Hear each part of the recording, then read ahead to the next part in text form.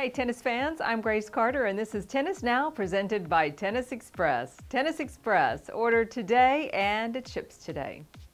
You know, times are changing in tennis. The 2018 U.S. Open will clock a major rule change. For the first time in tournament history, the Open is going to use a 25-second shot clock during main draw matches, according to the New York Times. Players are going to have 25 seconds from the end of a point to serve the next point. If they exceed that 25-second rule, they'll be given a warning. Second violation, loss of point, followed by loss of the game. Wow, that's a big change.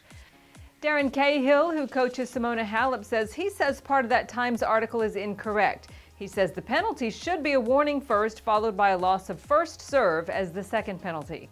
The tournament used a shot clock during the 2017 U.S. Open qualifying junior, senior, and wheelchair tournaments.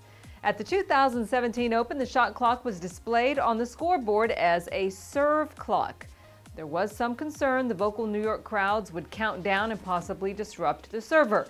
Officials say the clock worked pretty well, though, during the testing last summer.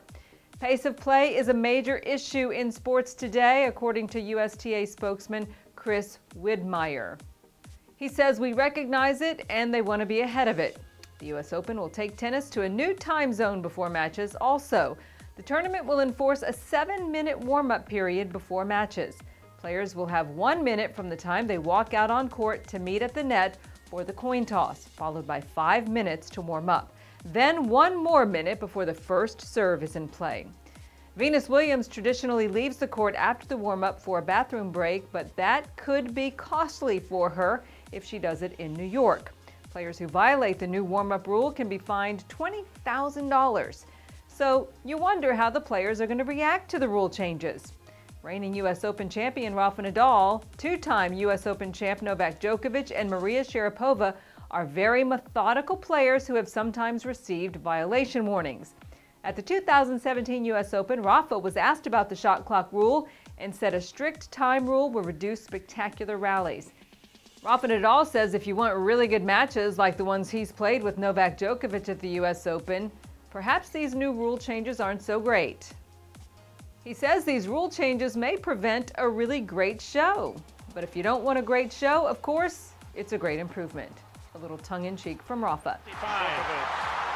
Yun Chung, who played with the shot clock at the Next Gen Finals in Milan last year, says he likes the rule. ESPN analyst Brad Gilbert, a longtime advocate for a shot clock, says that using the clocks in all pro tournaments should be a must. Gilbert says if you're going to have a shot clock, you better use it. He's seen Rafa make violations where he didn't get called out on it. But he says if you're going to make the call, do it the first time the violation happens.